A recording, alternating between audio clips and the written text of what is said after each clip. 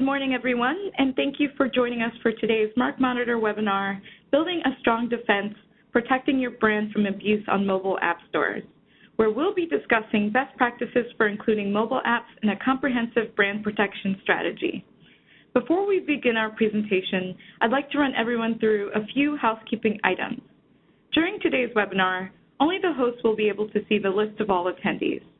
All participants' lines will be muted to ensure there is no background noise.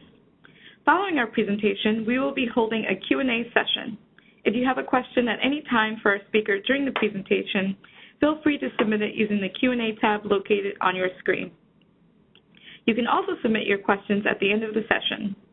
For any questions our speaker won't have time to answer today, we'll make sure to follow up with you after the event. We are recording today's webinar, and we plan to send out a follow-up email to all registrants with a link to the recording and presentation slides within the next couple of days. With that, I'd like to go ahead and introduce our speaker for today's presentation. We are joined by MarkMonitor brand protection expert, Olesia Klevchuk. Olesia is a senior product marketing manager at MarkMonitor, responsible for the brand protection and anti-piracy suites of products. In her role, Olesia focuses on understanding challenges around brand protection, digital piracy, and IP abuse faced by global brands both online and in the mobile space. Olesia has over 10 years of experience working in the IT sector, helping global brands understand how technologies can improve their businesses. In more recent years, she's focused on ways online data and technologies can protect brands and intellectual property online.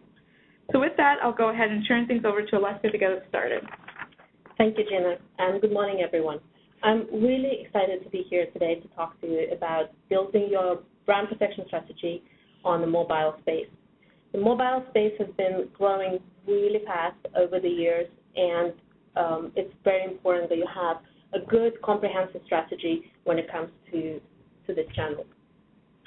So the areas I would like to take you through today is to start you off with just some mobile marketing trends, just to set the stage and to understand why this channel is so important to us. Then I will spend quite a bit of time looking at different types of abuse that you might be finding on this mobile app store. And this is an important part because you want to make sure that you know what exactly you want to look out for when you start building your strategy. Then, of course, it's important to understand what options do you have to enforce against any type of abuse that you might find on these stores.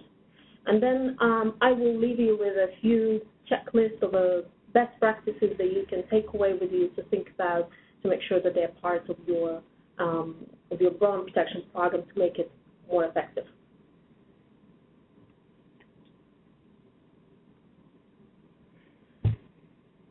So when it comes to the mobile world, I'm sure every person who's joined us this morning has a smartphone.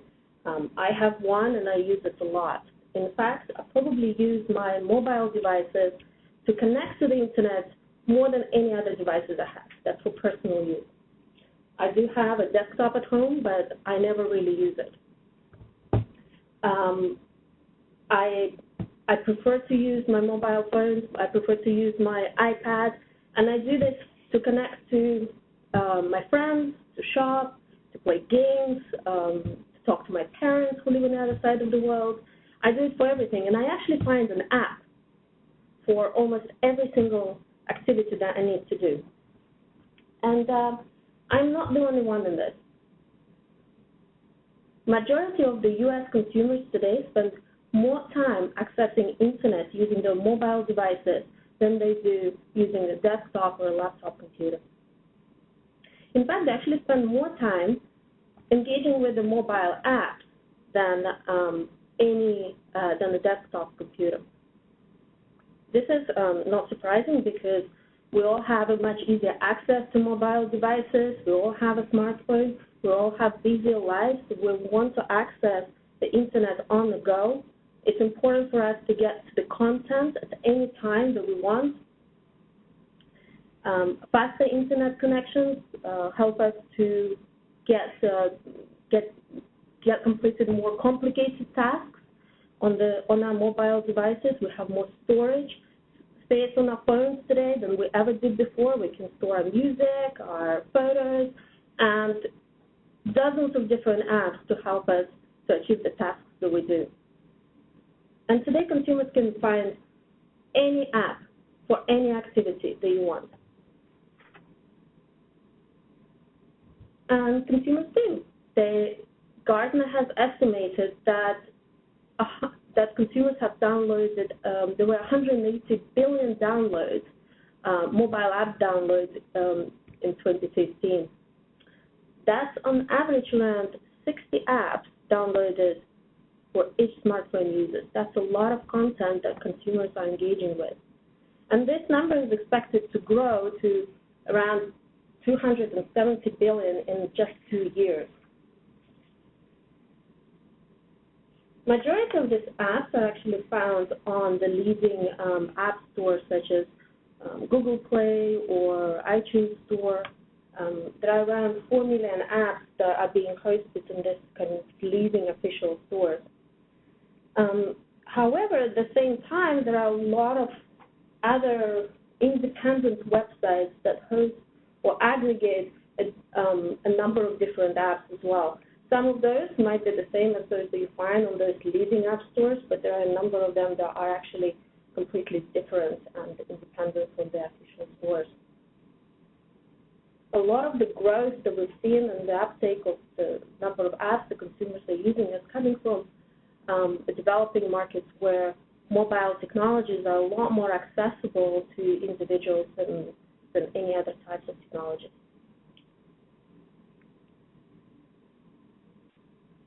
So now that we know this is popular, where do people actually find this app? Well, there are a number of different places where consumers can go to download apps today. First, the most obvious place to go to are the app stores provided by the operating systems owners, such as Apple App Store, Google Play Store, Windows Phone, BlackBerry App World. Those are the first kind of points where most consumers will go once they start interacting with the mobile app world. There's also a second kind of group of app stores, and they usually belong to either your mobile phone carrier, cell phone carrier, or your phone manufacturer, such as Samsung Store or Lenovo or Amazon. They usually host apps. They're Android apps, and most likely the ones that you find there. And some of the apps that they develop and place in those stores are unique to those compared to those that you find in this larger group of the official stores. The third category here is kind of an aggregators and the hosting app stores, and these are a group of independent websites that host a number of apps or aggregate apps from other stores from the official stores and place them on their website. There are thousands of stores like this around the world. They're a lot less regulated than the other two categories.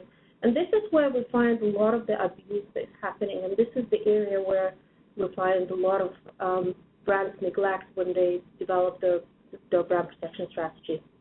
I will return to this group and I will talk about this category of app stores later on in the presentation. I will probably refer to them as the third-party stores going forward.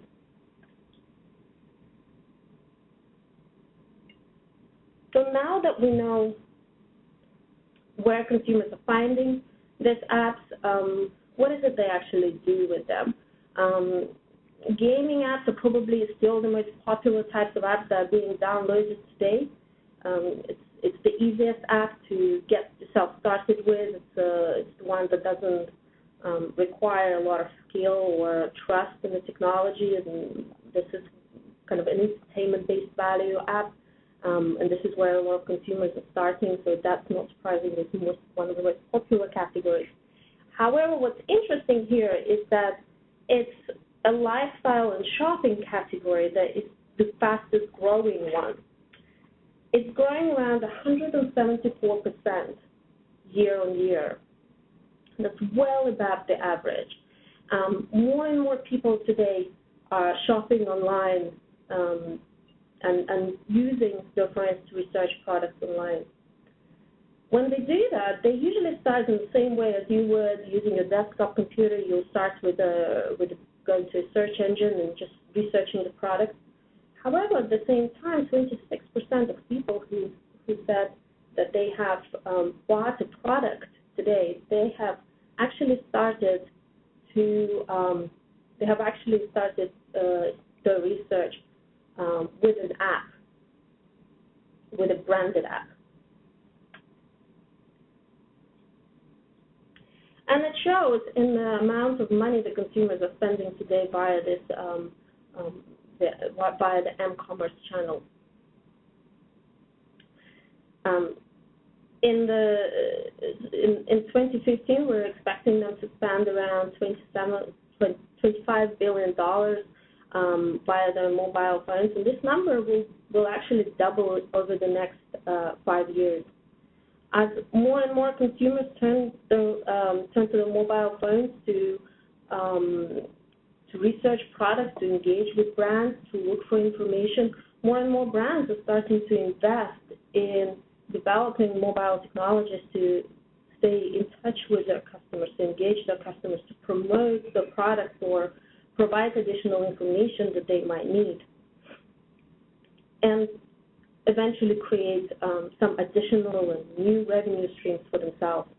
But we all know where brands and where the revenue is go, fraudsters very often follow, and mobile channel is not an exception to this.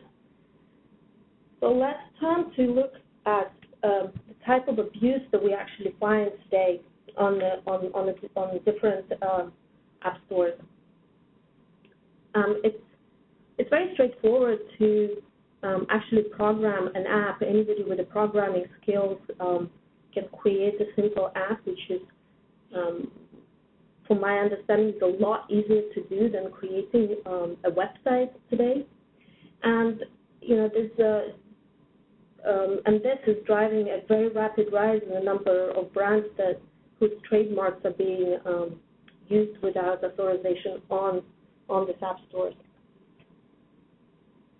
So when looking at the different types of abuse found on the app stores, I'd like us to focus on the three areas, and I've grouped them together into three different buckets. One of them is a copycat apps, or apps that impersonate brands one way or another, apps that are not compliant with your policies of how you want your brand to be displayed or portrayed on the app stores, and then finally the bad apps, those are designed to be malicious one way or another. So I want to start off by looking at them one by one, and we'll start with the copycat apps.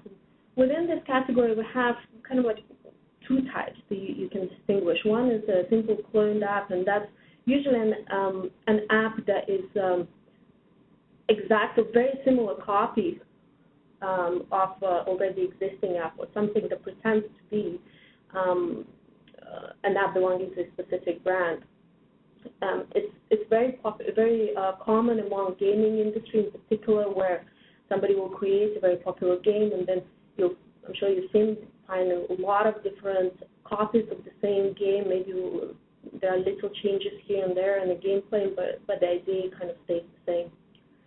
The second category is a little bit more complicated, what I call repackaged apps. What happens with those is that somebody will take your original app, download this app,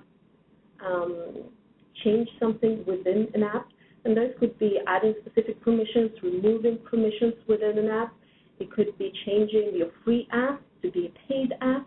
It could be making app behave in a way that it was not intended by the original developer. And then with time, uploading this app back into the app store, making it available for consumers. Let's have a look at some of the examples that we have seen.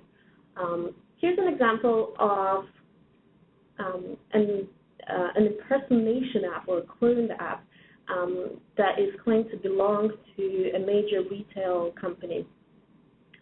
For this, but this is an interesting case because for this particular retailer did not develop an app for this particular operating system, and there was no official app for this brand on the store. So somebody decided to help them out and created an app on their behalf.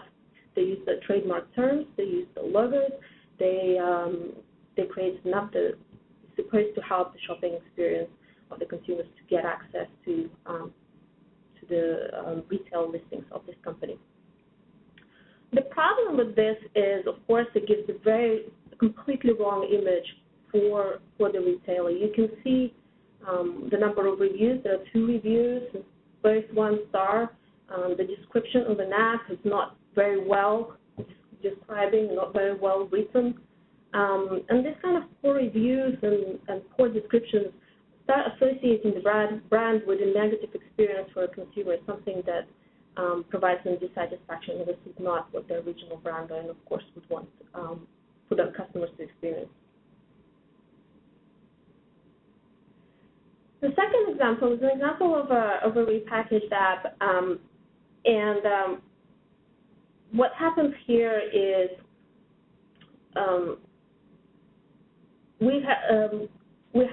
this is an app that claims to belong to a popular music streaming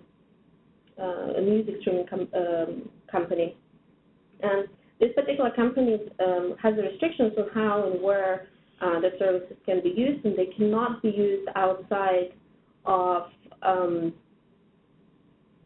they may not be used outside of specific geographies, for example. So somebody came in who created an app that will allow them to unblock this restriction and for consumers to download and start using the services outside of the geographies that the original developer has intended. We see this quite a bit, this kind of a circumvention apps or apps that are designed for the circumvention devices that are kind of like a tempered with apps that can be used or are being used in a way that was not intended by original developer, and provide access to technologies or content that otherwise would not be allowed. So moving on to the second category of the apps that I'd like to look at, and that's the non-compliant apps. And this group is usually not necessarily somebody trying to do something malicious. A lot of the time it's your partners or other independent developers that are trying to connect with your brand one way or another, but are not doing it in an accurate way.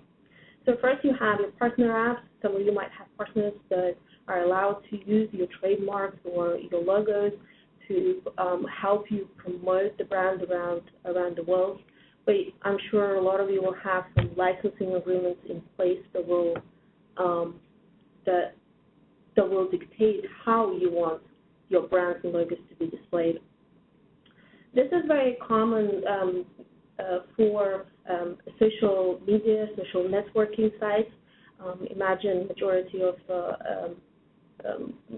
social networks such as Facebook and Twitter, LinkedIn, they all have different apps developed that will somehow connect to their ecosystem to provide better experiences for their consumers, various ways to, whether that's taking pictures or posting pictures, chatting, just in many different ways, just connecting to that ecosystem of the brands and the technologies that have been created.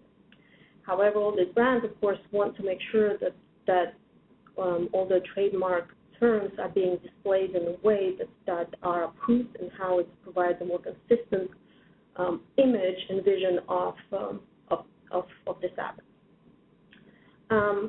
The second category is what I call an unauthorized authentic app. And what I mean by that is it's a perfectly well authentic apps that are available across the stores, but you find them in a place where you did not want them to be displayed. In other words, you published your app on the, let's say, Google Play Store, and somebody downloaded that app and decided to place it on one of those third-party stores. This kind of distributes your mobile assets across the internet and makes it very difficult for you to control where your assets are and what kind of impact they're having. You might not want your apps to be displayed outside of the official stores for whatever reason. You might not want them to be displayed outside of a country or region, not to confuse consumers. You might even find some of your authentic apps being displayed on a website you do not want to be associated with. And it could also lead to this third category, and the third problem within this group is the outdated apps. If somebody copies your app and places it in a different area of the internet, and you have no visibility into this, you might release a newer version of the app, but your older version will still be there. You don't have that control to update that version as well, and somebody will go in, consumer will go in, download the outdated app, and probably not get the experience you wish them to get. So let's have a look at some of these examples.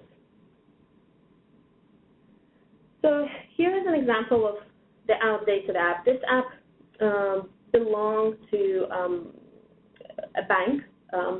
It was a mobile banking app, and on the left-hand side you can see that's the official version, and it's version 5.10 there.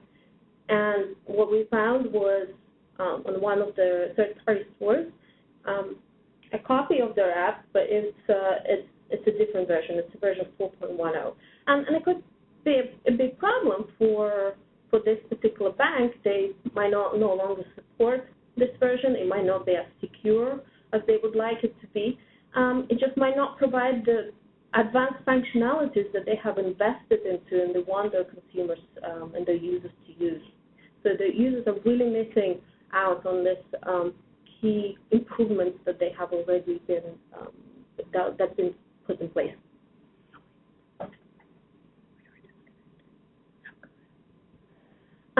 The next one I want to look at is just kind of an example of a general compliance problem. And this is an app that is using some of the logos and trademarks of a popular online streaming service. It's a popular app. You can see it's got over 90,000 reviews already. But it claims to be able to do things that their regional the regional brand will not be very happy about. For example, ability to download videos and store them on the computer. It uses brands and shows the way that the videos are displayed might not be in line with the licensing agreements that the brand has in place with whoever is developing apps to support and interact with this brand. The final group I would like us to look at is just the purely bad apps. And what I mean by that is the apps that have been developed to be malicious one way or another. And there are a number of different types of apps that might fall into this bad apps category. First, it's phishing apps or apps that usually pretend to be some kind of a brand, let's say a financial services company. You download it thinking it's an app for you to access your account. But what happens is that you start entering your credential, and it might take you to a phishing site where your credentials might be stolen. And this is not just for the financial services companies. This is relevant to any companies who might store personal information of their consumers, retail, internet companies, social media companies. There's a wide variety of industries that should be concerned with this type of abuse. Secondly, there's Piracy app. We all use our phones for entertainment one way or another, whether that's listen to music, watch a video, or read a book, a million different ways. And there are a lot of apps out there that will either store content, pirated content, or link you to a pirated content online. And then finally, it's just purely malicious apps, and those apps are kind of designed to carry viruses or some kind of a malware, and it can vary the kind of degree in which This app can be malicious. It could be something that just gets access to your location, or it could be as bad as getting access to your and downloading your entire address book, and then starting to spam all of your friends and contacts that you have, or even just taking over your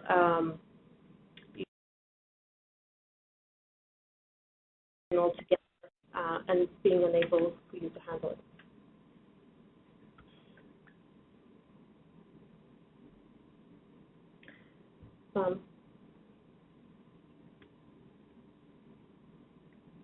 So let's have a look at the example of a Piracy app here. On the left-hand side, we found an app that is claiming to allow you to watch a popular TV show. And what happens there is we looked at this app, and we identified an individual who's posted this app, or a developer who's created this app, and we were wondering, well, what other apps this individual has. And we looked at some other apps, and we had a bunch of apps that claim to do exactly the same thing, but for a different popular TV show. So there's a lot of piracy that can be found on these app stores.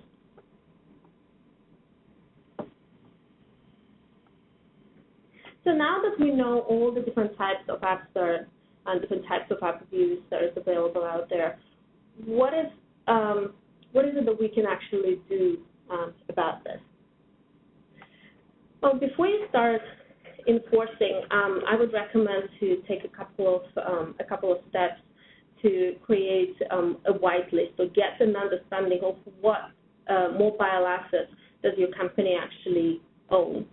You might think that you only have one or two apps that represent your brand, but you might have your marketing department developing apps for various events or promotional materials that you are not even aware of. So you want to create that whitelist to begin with, just like you would for when you start tackling any trademark abuse on the domain names, for example. You might want to also look if you have any partners that are allowed to develop apps and you're okay not to monitor them, you trust them enough, you might want to whitelist those.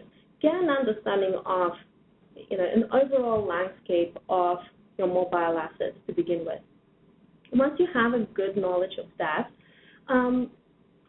figure out what the different policies are associated with different app stores. Unfortunately, all of the app stores have their own little different ways they would like to receive enforcement, or what they perceive to be a trademark or a copyright abuse. So understanding these policies will help you in the long run to make your enforcement strategy a lot more effective.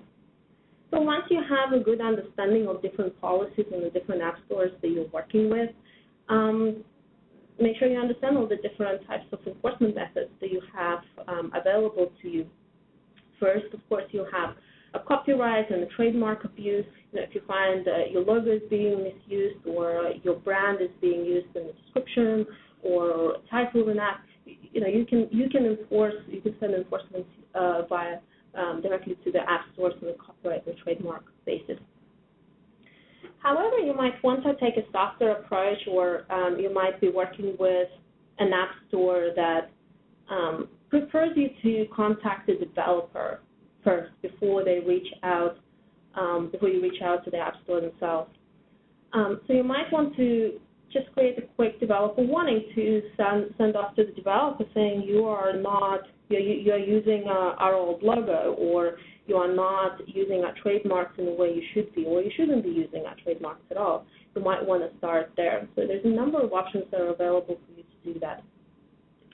And once you have completed that, make sure you follow up on your enforcement. And by following up on your enforcement, I mean not just making sure that they comply, but ensure that once you have enforced on a specific developer, you know what other mobile assets this developer might have, and if there are any other infringing assets that you might want to have a look at. Just like I shared with you an example of that suspected piracy case where we found the same developer having other apps that might be infringing. In addition to that, you might want to look at continue monitoring any of the apps that you have already enforced on, just to make sure that over time they don't go back to the old bad ways and start using your trademarks in an unauthorized way. Finally, what is it that you should have as a part of your brand protection strategy to make it more effective? Well, first, as I already mentioned, monitoring those repeat infringers and the apps will really help you to stay on the top of any abuse that might be coming back. You know where those high-value targets might be, and might really help you to prioritize your enforcement going forward as well. We all focus on the leading stores, and this is where majority of the apps seem to be, and where a lot of the consumers will go to access the store, to access those apps. But do not neglect those smaller third-party stores. They're a lot less regulated. They do host apps that are not available on the leading app stores, and we do find quite a bit of abuse there. And those are the apps that you want to make sure that you have a good visibility into those stores.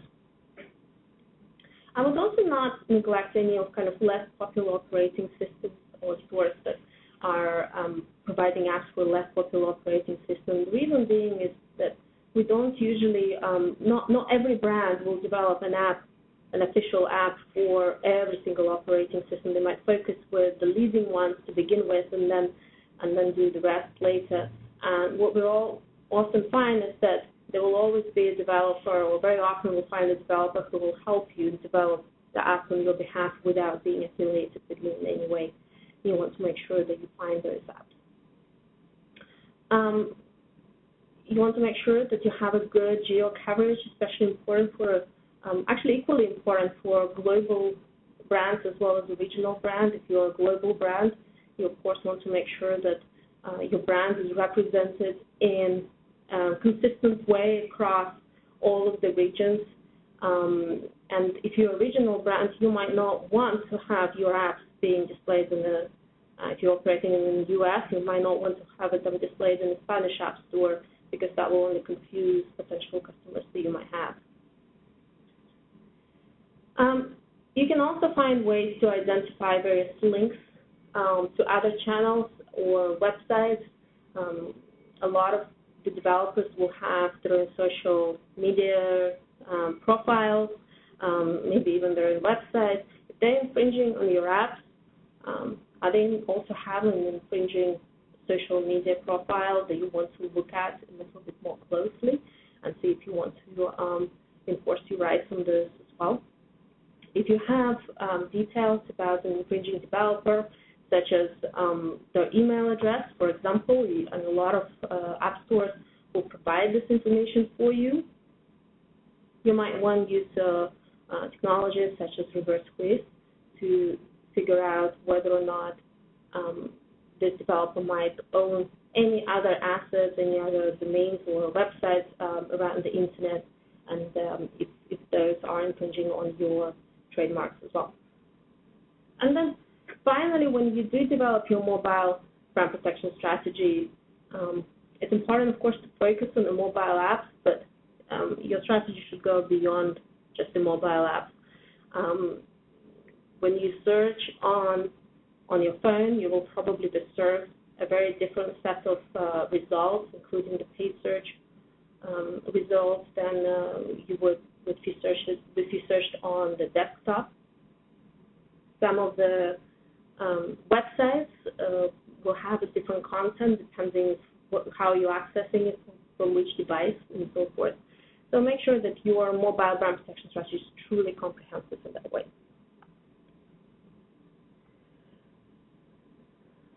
And then finally, I want to I want to leave you with kind of a future outlook or things that we think will happen or will be important in the future, and something for you to keep in mind when you're putting things together and to get prepared today, so that you're ready for any kind of abuse that might happen tomorrow.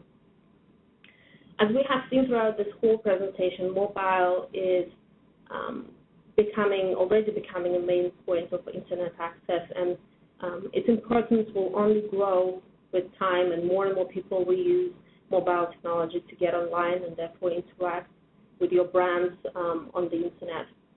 As the adoption of the mobile technologies and comforts with which consumers use this technology grows, so will the revenues that are generated through this channel. And as the revenue is generated through the channel, we will see more and more abuse shifting towards the mobile channel as well. Don't forget about the developing markets, and these are really important because today already mobile is a lot more accessible to individuals in this market than any other devices as a way to connect to the internet.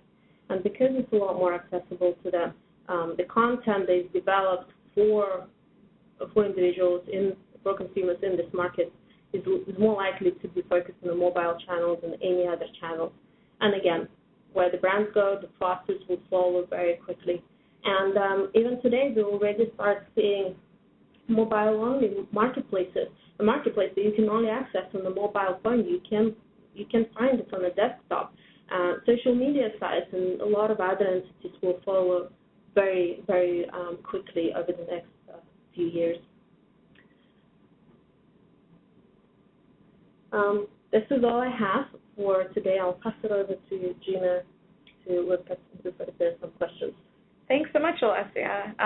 That was great. So as a quick reminder, if you have any questions, please submit them via the Q&A tab on your screen. So we did have some questions come in. We're going to take a quick look at them. The first one, what is the most common type of abuse you see? I think one of the types of abuse I think we see probably varies depending on the industry, but some of the most common ones that we do see are to do with impersonation of the brand. So somebody pretending to be a brand and or claiming an affiliation with the brand where there is none. What we also find a lot of is a lot of the developers just misusing branded terms. This is kind of a new field for brand owners as well as developers, and very often they're unaware of different rules and regulations of how to use trademark terms. And just a little bit of an education often goes a long way.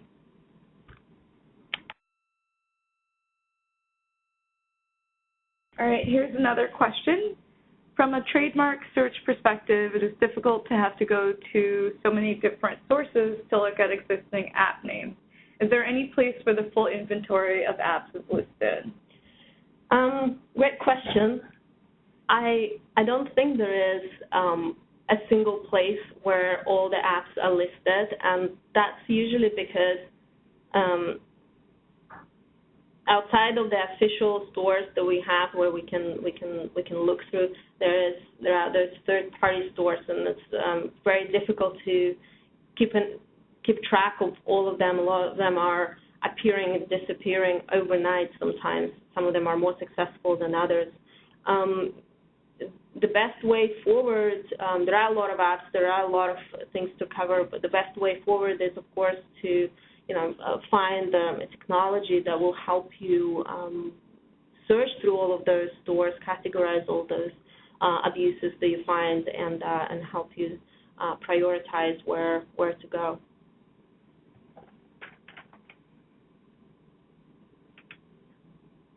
Okay, and along the same vein, someone is asking, how should we prioritize which stores to monitor first? I think your prioritization will depend on your needs of your brand.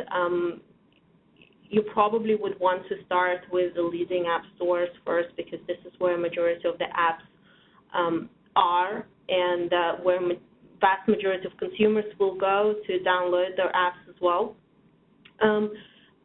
It's a lot more complicated for consumers to download from a third-party app stores. If you have an iPhone, you actually need to have a jailbroken phone to be able to download apps outside of the iTunes. For any Android devices, it's much easier. You just need to select an option within your security settings to allow you to do that.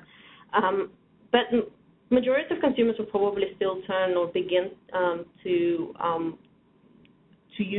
begin with using those official stores. So this is, if you want to prioritize, this is where you'd want to start, and then move on to the third-party stores and try to tackle a problem there. You might want also to create various, to focus on specific geographies if that's where your brand is more likely to be operating.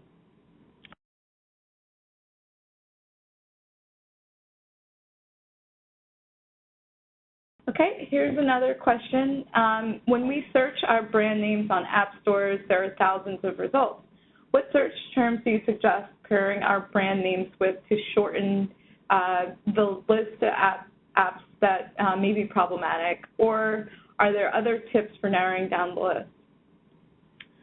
So if you have a very generic, if your brand name is kind of very generic, you might want to consider what kind of problems that you are running into.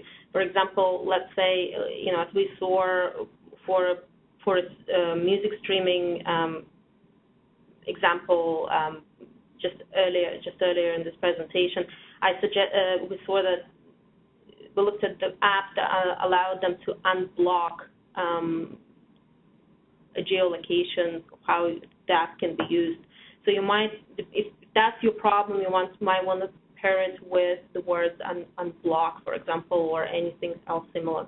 If your app is similar to, if you don't care for specific categories of apps, let's say you don't care for any gaming apps because this is not where your brand is playing, you might want to do kind of a reverse thing where you exclude certain words from your search. Once you get all those results the ones that you want to prioritize are probably the most popular apps. Have a look at the number of reviews each of the app has. So the ones that have the highest number of reviews you want to tackle first, because they're probably the most popular ones, especially if those reviews are more negative than others, because they are giving you a more negative experience. So those are the kind of some of the strategies that you can put in place to do that. Okay, great. Another question, do most developers create apps for all platforms, or are they more likely to be limited to one platform? I think they're more likely to be limited to a single platform. The developer will focus on the app for a single platform, but it's not always the case. Sometimes they will develop apps on different to display on different platforms. You can usually find the same developer will use the same handle or the same username on different app stores. So if you find one infringing developer who's already developed an infringing app on one store, you can probably very easily find this individual across all of the other stores that you're looking at. Okay, we have time for one more question. What about stores that don't have an enforcement policy? How do you deal with those? It's a good question, and there are actually a lot of stores that might not have any visible kind of policies or contact details that you can reach out to make an enforcement. We actively working with a number of various app stores, and we're building up our relationships with a number of app stores, even if those don't have kind of an obvious enforcement policy. So a lot of it is about relationship building, and discovering ways of how to work with these app stores. In the other way to use it, sometimes the focus can be just on the data that you want to collect. You just want to understand the scope of the problem within the specific within the mobile app space, and then and the enforcement for some might be less of a priority as well. Great, thank you, Olesia. That was a really great presentation. And thank you, everyone, for tuning in. We had some really great questions come in, and that really helped draw out some additional information. So as a reminder, we'll be sending out a follow-up email with a link to the webinar's presentation slides and recording within the next couple of days. So you can be on the lookout for that email. That concludes our webinar for today. Thanks again for tuning in, and have a great day, everyone.